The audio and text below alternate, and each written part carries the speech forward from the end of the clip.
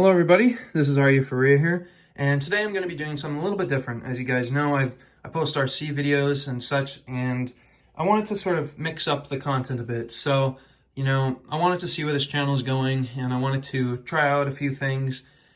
So in this video, I'm actually going to show you my custom Lego zombies that I made. If you guys are getting interested in Lego and you want to make some cool battle scenes and such, and you want to have some good looking zombies for the battlefield, then this is the video for you.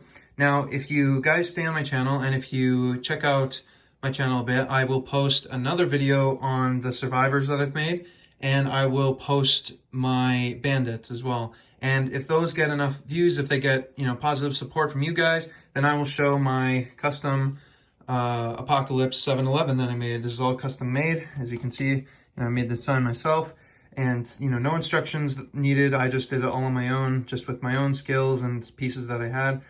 But yeah, let's get started. So I'm going to start off this video by kind of doing them in the skill set. So the average Joe can do it, and then your more advanced builders could do it, and then, super advanced people can do it. They're not super difficult, they're just simply zombies, they're not nothing to it. But we're going to start off with these guys.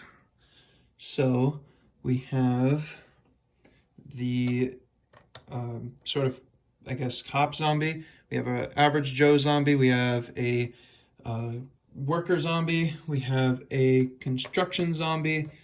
We have a sheriff. And if I can fit him on screen, we have a cop zombie. So moving from left to right, we have the cop zombie. Now, this guy is pretty simple. If you have a cop body with you and a cop hat, you can make this guy. Now, a lot of these heads are indeed clone trooper heads from Star Wars, because their heads are very easy to work on because they have jawbone detailing, they have eyes, and they have eyebrows. So if you paint their eyes, they look like they're angry, because zombies are not necessarily the happiest of all people. So what I did for him was I used some neon paint, and I used it for a lot of them. Now, at the end, I'll show you guys a neon light showing off, or a black light showing off all the neon paint that I did. But he's a pretty simple zombie. I used some dry brushing effect on here on a couple of these guys to make them look more run down and worn, because zombies are not necessarily the cleanest of all creatures. But anyway, moving on, we have this guy. He uses a custom Jack Sparrow head. Now, you can use a skeleton head if you want, but I just used his because it looks a little bit more lively, has more character. Now his feet, if you guys are looking at doing shoes, these are supposed to be like steel toe boots, but use nail polish if you want the paint to sort of stay. If you want paint that sort of runs off, kind of like as runs off as blood, you can use acrylic paint, which will kind of scratch off and will make it look more natural. So, pretty simple. I used a Rex body for this guy. So he's kind of a little bit more tactical, prepper survivor guy dies, something like that. Now you're moving on to the average Joe zombie. He's just got green head, green body, green arms. And what you do with him is, you get different sleeves. So it looks like his sleeves were ripped off, and you use a custom foot to look like his pant leg was ripped off. And you just have a green head. If you have it lying around, you could do this. He's got kind of teeth and eyes, but it's a little bit more complex. He's got a little bit of some scratch detailing on his face and on his back of his head, but that's pretty simple. If you just get a knife and stuff, you can do this kind of thing.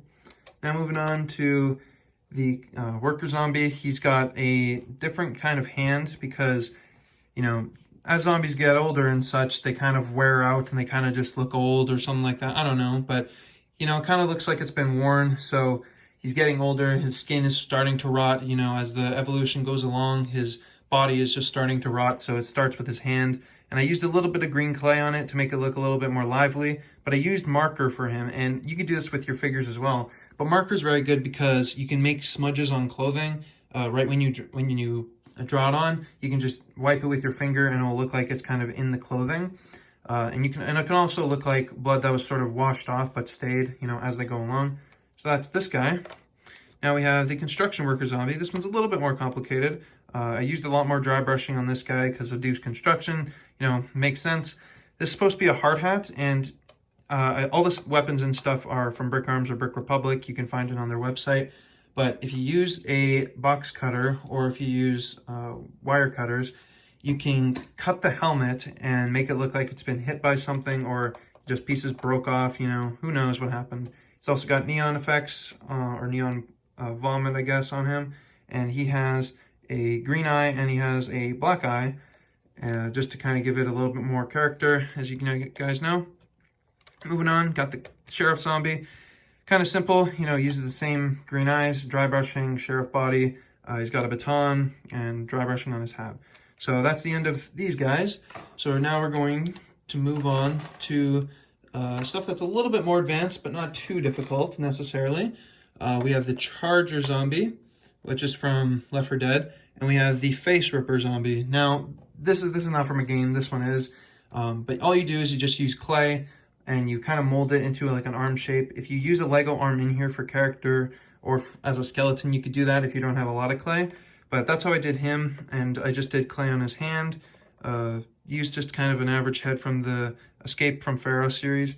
He also has green eyes, but it's kind of hard to see. He's got a needle in him, syringe, kind of like a adrenaline shot of some sorts.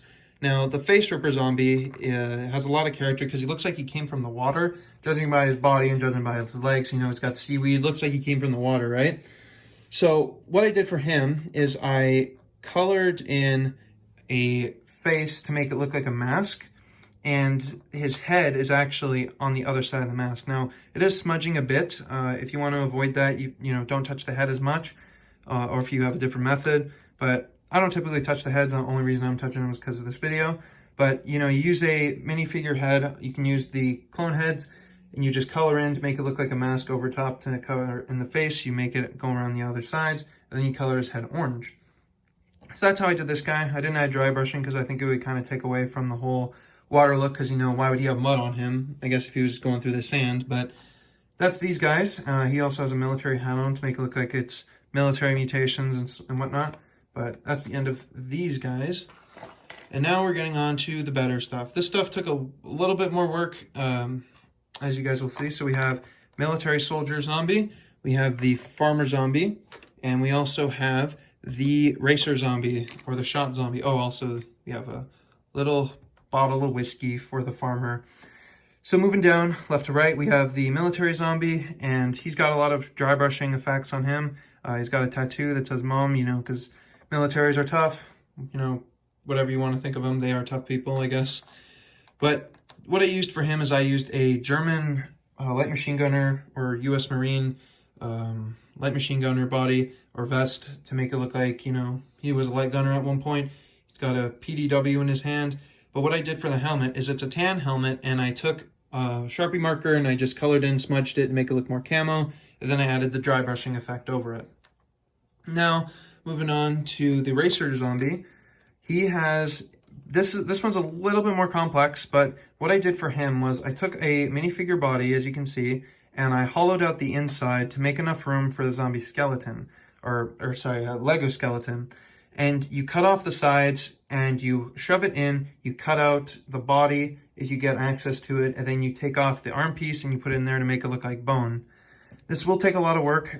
If you have a drill, it's a lot easier compared to using wire cutters and such. So if you have a drill on, you know, you can just drill out the inside of him.